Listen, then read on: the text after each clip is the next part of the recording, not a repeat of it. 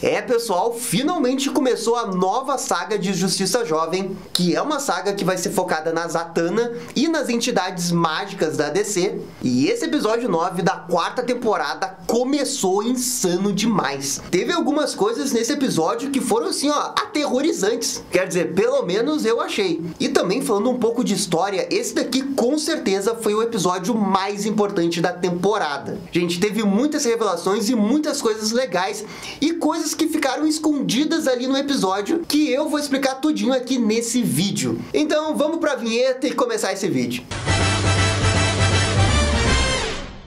E pessoal, só antes da gente começar o vídeo, já vai deixando aquele bate-like e o bate-comentário, porque isso ajuda demais aqui o canal. Muito obrigado pra todo mundo que faz isso. Beleza, então vamos falar do 9º episódio da quarta temporada do Justiça Jovem. Primeiro que assim, ó, aconteceu alguma coisa de estranha nesse episódio, porque ele demorou um pouco pra ser lançado na HBO Max do Brasil. Todos os episódios até então estavam sendo na quinta-feira, mas esse episódio não aconteceu isso. Veio quinta, ele não foi lançado, veio sexta e ainda não tinha sido lançado. E as pessoas já estavam começando a reclamar no Twitter para saber o que estava acontecendo. E a HBO Max do Brasil, ela respondeu dizendo que teve um certo problema com o episódio, mas que logo ele seria postado. Mas assim, quando o episódio chegou na HBO Max, ele tava sem a dublagem. Então, provavelmente, acabou sendo um problema de dublagem mesmo. De qualquer jeito, esse daqui foi o episódio mais importante dessa temporada. O episódio começa com uma narração explicando o que é o Lorde do Caos e da Ordem. E essas são entidades muito importantes para todo o universo DC. E na DC Comics, isso é importante porque a gente tem vários seres mágicos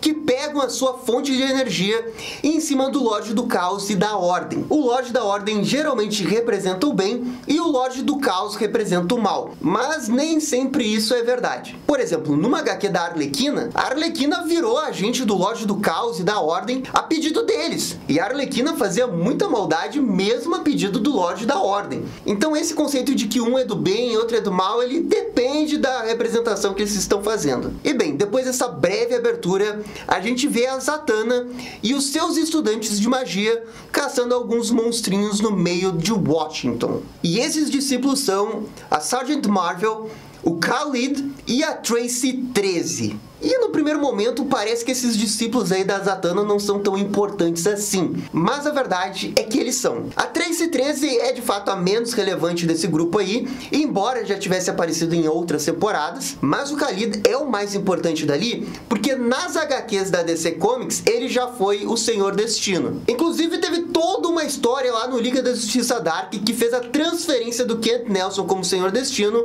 para ser o Khalid o novo Senhor Destino. E a outra personagem é a Sergeant Marvel, que nesse episódio foi muito legal o jeito que eles falaram do passado dela, porque ela fala na história, né, que não podia falar o nome antigo dela, porque o nome antigo dela, né, é Sergeant Marvel, e os próprios produtores de Justiça Jovem já falaram abertamente que a palavra Marvel é proibida no desenho, eles não podem falar, muito embora seja o nome antigo de uma personagem, e isso tudo tem a ver com aquela disputa dos direitos autorais que a DC tinha em cima do Capitão Marvel, que é o nome antigo do Shazam. E eu achei muito interessante como que eles conseguiram abordar isso dentro do roteiro sem de fato falar a palavra Marvel. Mas bem, todos esses discípulos da Zatanna estão se saindo muito bem com a magia. E ela tá treinando eles muito bem. Mas sem que eles soubessem, uma entidade do Lorde do Caos sai do cosmo e chega até a Terra. E quando ele chega ali, ele emite uma energia que todos os seres mágicos da DC acabam sentindo ela. E isso tudo porque esses personagens estão ligados à Ordem e o Caos, como o próprio Senhor Destino, porque ele é uma entidade da Ordem e ele consegue sentir quando um agente do Lorde do Caos chega à Terra. Mas acontece que tem um grande problema nisso. Uma entidade do Lorde do Caos não aparecia na Terra há milhares de anos. E para ter um negócio desse nível é porque é uma coisa muito séria. A gente então corta para uma reunião da Organização Luz do Vandal Savage e a gente tem um grande exemplo de como que Justiça Jovem consegue contar uma história história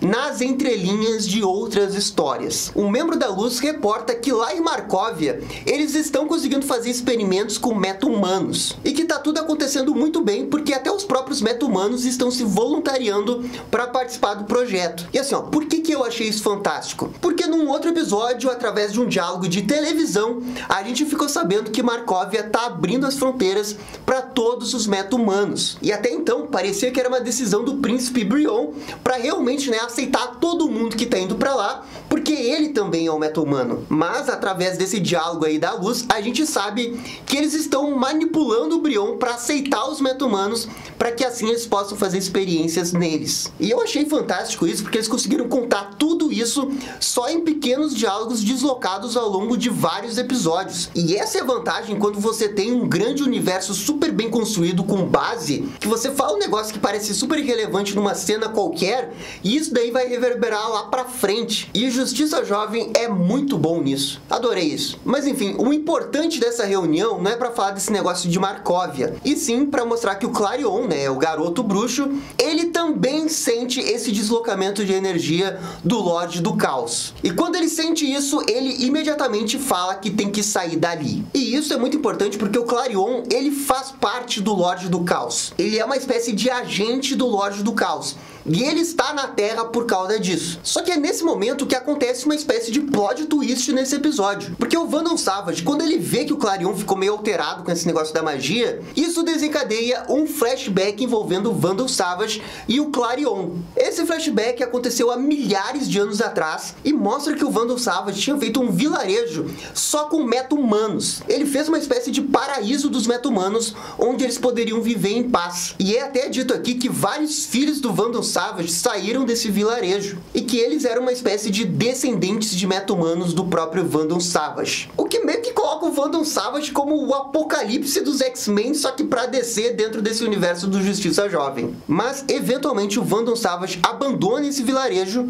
para conquistar outras terras. E quando ele volta, ele encontra o local totalmente destruído e pessoas mortas pelo próprio Klarion. E é nesse momento que eu até me assustei com o episódio, porque tem algumas imagens bem grotescas que eu realmente não estava esperando pelo desenho de Justiça Jovem. Bem, o Vandal Savage fica revoltado, né, com o Klarion por ter destruído o seu vilarejo e ele tenta atacar o Klarion. Mas acontece que o Klarion é um dos seres mais poderosos desse universo do Justiça Jovem, até por ele ser um agente do Lorde do Caos, e o Klarion com a maior facilidade mata o Vandal Savage. Só que o problema é que o Vandal Savage é imortal. E quando o Klarion percebe que o Vandal Savage ressuscita na frente dele, ele entende que tem algo diferente nesse humano. E o Vandal Savage também vê que tem algo diferente no Klarion. Ele não era um simples meta-humano que tinha poderes. Não, os poderes dele vinham de alguma coisa muito maior, um elemento, algo fundamental para a existência do universo. O Vandal Savage, mesmo tendo morrido ali nas mãos do Klarion,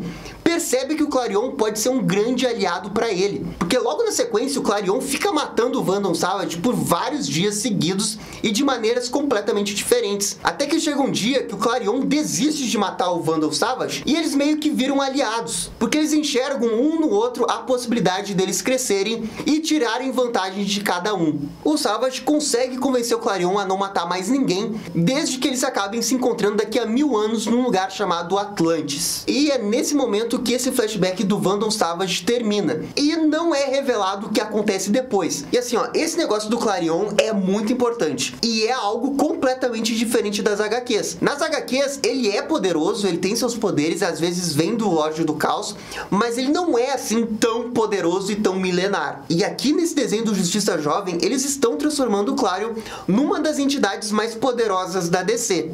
Enfim, aquela entidade do Lorde do Caos que chega na Terra usa essa pedra aqui como âncora para poder se materializar e virar essa criança aqui. E essa daqui é a The Child, que na verdade é uma personagem bem desconhecida dentro das HQs da DC.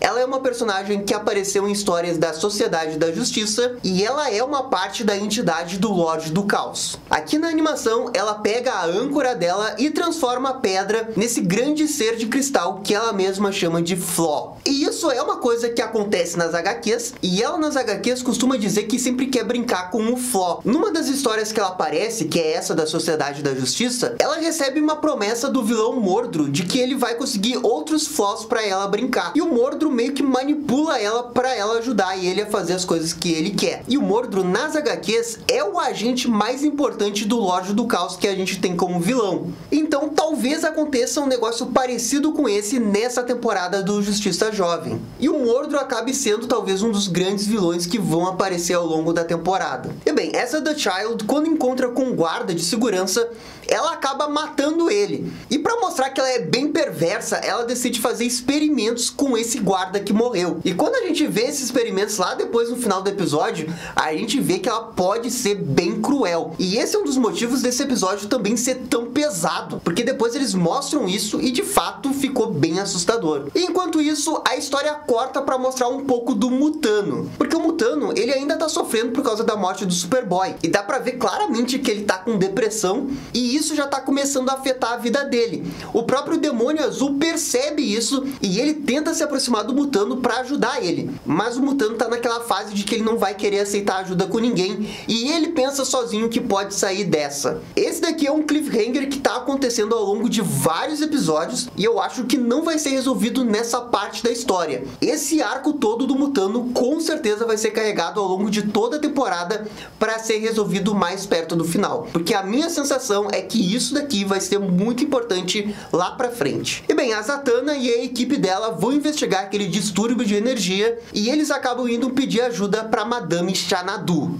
Essa daqui é uma tradicional feiticeira que a gente tem dentro da DC. Ela é muito boa em conseguir encontrar as coisas e prever as coisas. E a Madame Xanadu, ela é sempre representada como uma pessoa muito paciente, que é muito poderosa, mas que não se envolve tanto na ação. E é exatamente isso que o desenho da Justiça Jovem faz aqui. De qualquer jeito, ela avisa a Zatanna que essa energia que ela sentiu, ela não sentiu a vida toda, e que é um negócio extremamente perigoso e que a Zatanna precisa tomar cuidado. E a Madame Xanadu cria um portal para levar a Zatanna e a equipe dela até o local onde essa magia se manifestou. E quando a Zatanna chega lá, a gente vê o que sobrou daquele guardinha depois que a The Child fez aqueles experimentos nele. Mas é então que acontece um plot twist, porque o Klarion também aparece ali. E ele tá querendo investigar para ver o que é essa fonte de energia também. Mas quando ele vê a Zatanna ali, eles acabam brigando também. E aqui o desenho do Justiça Jovem manda muito bem, mostrando como que o Klarion é extremamente poderoso. Ele tá enfrentando a Zatanna, que já é uma feiticeira bem experiente, e a própria Zatanna tava pegando os poderes emprestados do Khalid, da Mary e da Tracy. Então o poder da Zatanna tava amplificado e mesmo assim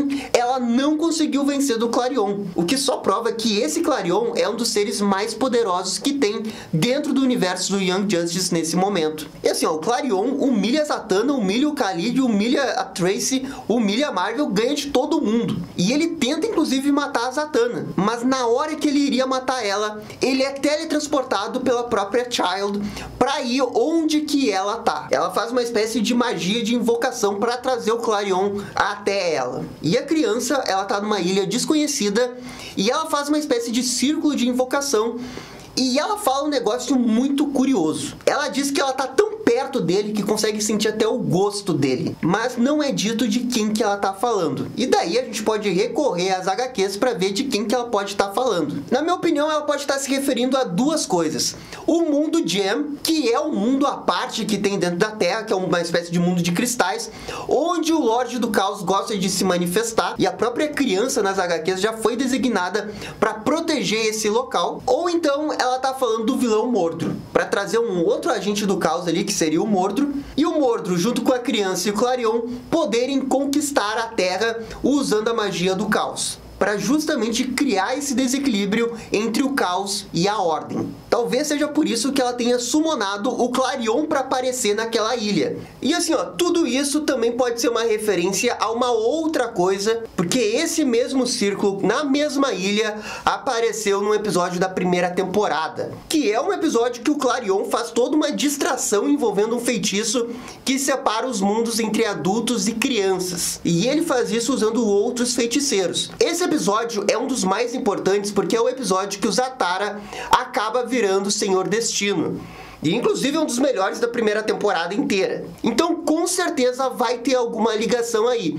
Mas eu acho que agora a magia que eles vão querer fazer é algo completamente diferente daquela da primeira temporada. Mas infelizmente o episódio termina sem revelar as verdadeiras intenções que ela tem com o Clarion. E assim, ó, o meu palpite é que o Clarion não vai querer ajudar a criança. Embora ele seja um agente do caos que usa a própria magia, eu acho que ele já tá tão adaptado à Terra, já é tão aliado à Luz e ao Vandal Savage, que ele não vai simplesmente querer que a Terra seja destruída pelo Lorde do Caos para ter esse equilíbrio e desequilíbrio do caos e ordem. Até porque a gente já teve algumas HQs que o Clarion não foi exatamente um vilão, sabe? Nos 952, por exemplo, teve uma HQ que ele era só um carinha ali tendo a sua própria HQ. E é então que a gente chega na finaleira do episódio, onde tem o grande plot twist. A gente vê o Vandal Savage lá naquela base da Luz, e é quando aparece o Vingador Fantasma. E o Vingador Fantasma, ele fala pro Vandal Savage não se esquecer de um negócio importante. E meio que deixa implícito que a relação do Vandal Savage com Clarion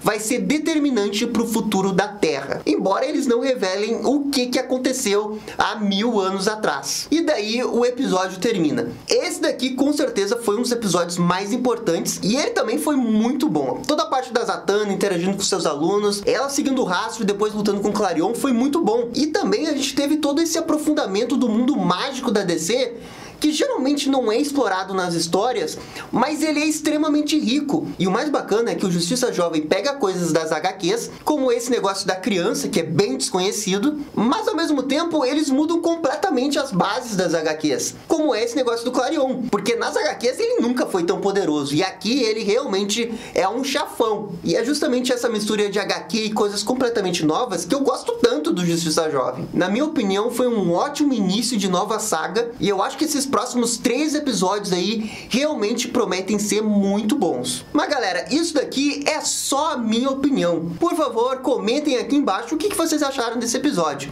No mais, é isso daí, muito obrigado e dale DC! E esse foi o vídeo do 9º episódio da 4ª temporada de Justiça Jovem. E aí, gostaram? Não gostaram? Deixem suas opiniões nos comentários. E se curtiram o vídeo, deixe aquele joinha e inscreva-se no canal para ficar sabendo absolutamente tudo sobre Batman. Obrigado, gente, e até a próxima. Tchau, tchau!